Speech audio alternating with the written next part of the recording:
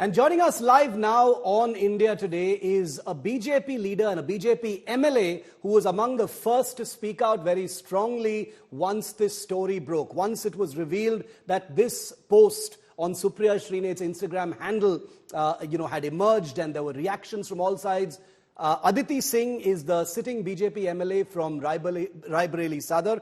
Aditi, good to have you. Thank you for your time here on India Today. I just wanted to read out your tweet yesterday, Aditi, about this particular controversy and this fight. You said, despicable comments coming from Congress Netas on Kangana Ranaut's candidature, so disgraceful and makes me so angry as a woman to be reading these posts and comments. Explain that to us, Aditi. You said you feel angry and, a sense of how disgraceful this is. No, absolutely. Just one day before Supriya Srinath's post, was when Kangana ji's ticket was announced, her candidature was announced. It's her first stint into active politics. She's been wildly successful. She's had a very successful career. She's a self-made woman, and just this sort of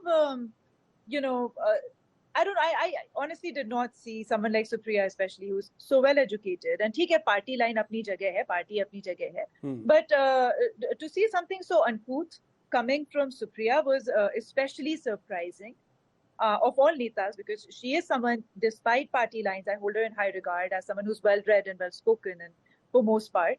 But this was absolutely below the belt. And I'm not one to take to Twitter, every day or, every other day. But this was just so instinctive for me in terms of just absolutely how horrible the words that were used for this woman, for Kangana ji, were. It was absolutely uncalled for. Aditi, Supriya Srinath has clarified, I'm sure you know, she says, that she didn't post this. It was someone who had access to her account.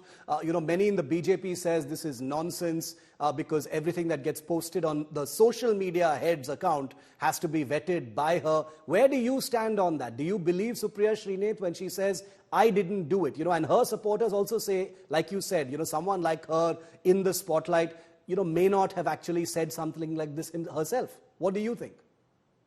Even if I was to give her the benefit of the doubt that she absolutely didn't know, which I don't, but I'm just saying, even if I was to say that and give her the benefit of the doubt, the thing is, your social media is your responsibility. Maybe you can enlighten me. As far as I know, I don't think any FIRs have been filed, under the Indian Penal Code or tamam jo alag-alag type ke IT ki dharaएं hain. As far as I know, I don't think she's filed any FIRs yet. So if you're absolutely serious about it, firstly, why aren't you taking more, better cognizance of this whole issue? And, end of the day, when it comes to social media handles, any apology coming after such an uncouth statement is too little too late, right? Because it is your responsibility. If anything is posted from my account, end of the day, it is my responsibility what content I'm putting out there. It was one thing I did understand till she said that it came out on some parody account and it's an account she doesn't run. Understandable. But for it to have come from her own handle, I find it a little hard to believe that she was not clued in upon the kind of content that her team or she was putting out. Okay. The other thing is, even if she was absolutely clueless about this, let's say, what kind of guidelines are you giving your team? What kind of briefs are you giving your team to put out such ridiculous content? That is something that needs to be looked into even more. Is let's say if I maybe I'm not very sure about what my team is doing online, ho jata hai.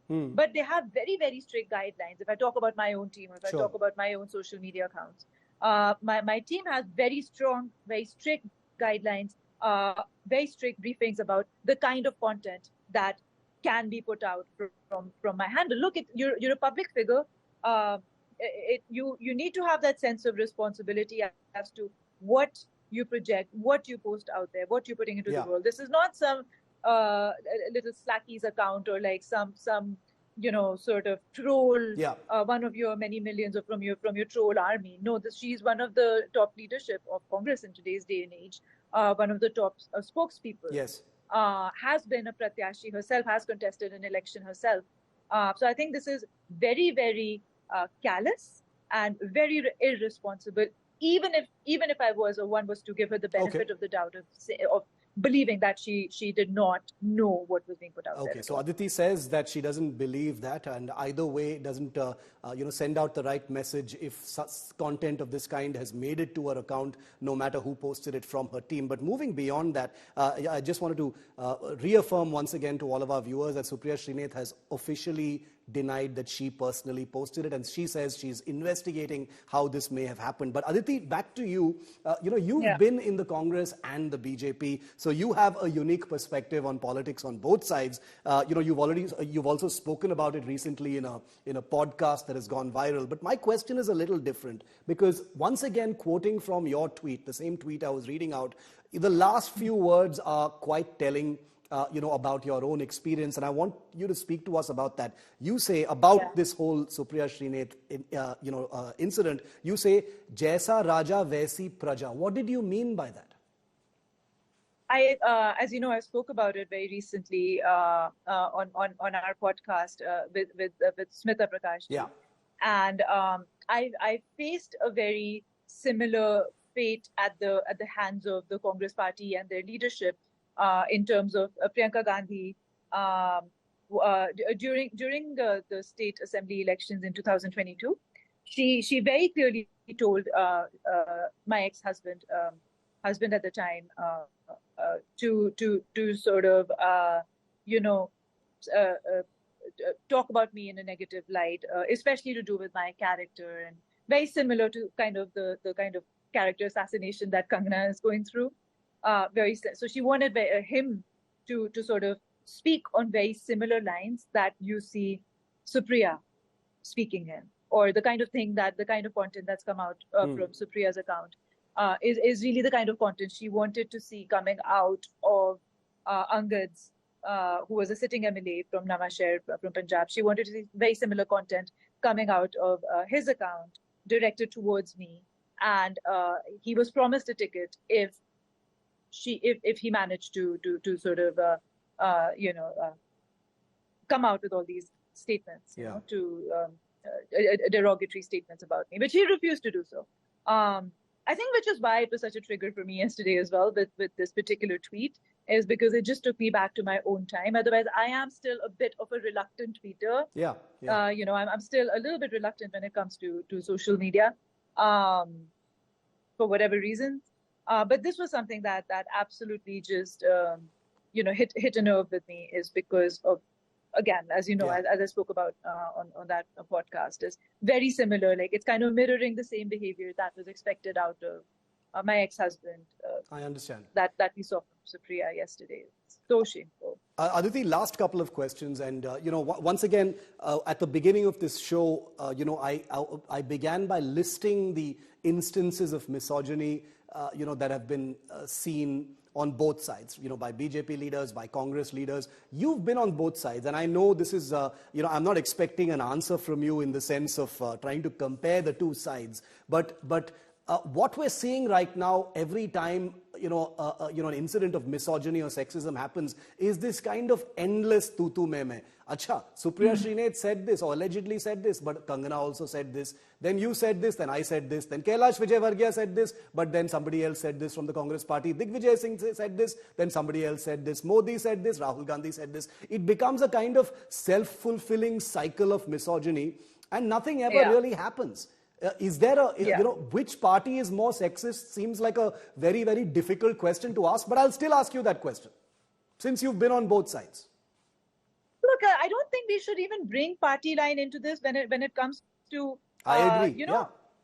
Just such ridiculous comments made towards women. I don't even necessarily think, Shiv, that you should or anyone should make it like, in this case, of course, it's very clearly a matter of party lines. It's clearly this leader is calling out another leader, and bahut hi zyada derogatory, right? But honestly, like, even if it was someone in my own party, some woman in my own party, coming out with these kind of comments for someone perhaps even in the opposition or in the same party or not, or whatever, regardless of the politics of it, this is just something I'm going to condemn anyway.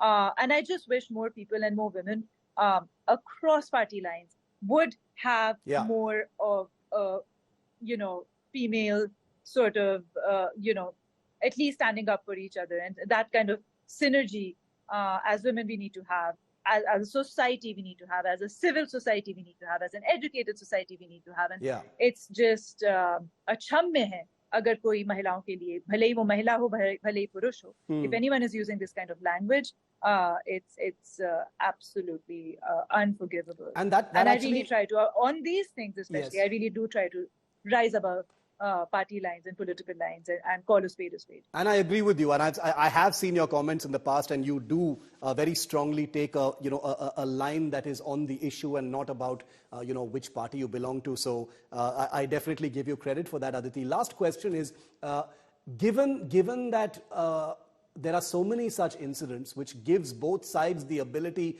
to constantly point these fingers at each other, isn't it also worrying? And for someone like you who is a woman politician, which used to be for the longest time a man's world, in many ways it still probably is, that better. Is it disturbing to you that nothing ever changes? It is still the women who suffer because nobody really pays a price for misogyny in political conversation. I completely agree, Shiv, and I've been thinking about it since yesterday. What are things that we can do and what are actions we can take? And I wish that across party lines, leaders would take more cognizance of these kind of statements made and take stronger action in terms of how they deal with these kind of leaders coming out with these statements. I wish they would do that. Be it against Supriya Shrinate or be it against anyone across party lines, like I said, speaking ill against women. I think it needs to be dealt with right away. It needs to be nipped in the bud. And अगर आप सख्ती के कदम उठाएंगे, अगर आप सख्ती से deal करेंगे, पार्टी लेवल पे ही सख्ती करेंगे कि देखिए अगर आप ऐसी कमेंट करेंगे हम आपको 5 साल के लिए सस्पेंड कर देंगे. Or something like that. Whatever they think, जो भी उनको लगता है कि whatever punishment fits the crime, right, for their own party and within their own systems. I'm not going to comment on that. But within their own leadership positions, I think the party leadership of their own parties need to kind of start punishing these offensive acts, and only then are people going to become, or at least the party cadres are going to become a little bit more disciplined when it comes to what they're putting out in terms of content against women. And certainly the Congress party needs a lesson in that, given everything that we've all been through. Aditi Singh, you've been very candid with my questions, and I thank you for giving me your time. It's a sensitive issue. It's a sensitive time, at a time when, buzzwords like Mahila Shakti and Nari Shakti are thrown about. People talk about mohabbat ki dukaan and things like that, and yet you see attacks of this kind. So it's very jarring to the public as well to see this kind of conversation happening among, some of the country's biggest parties. But very grateful to you for giving us your time and taking all of these questions, and we look forward to having you here on the show again. Aditi Singh, thank you so much for being on India Today. Thank you. Lovely to be here. Thank you for having me.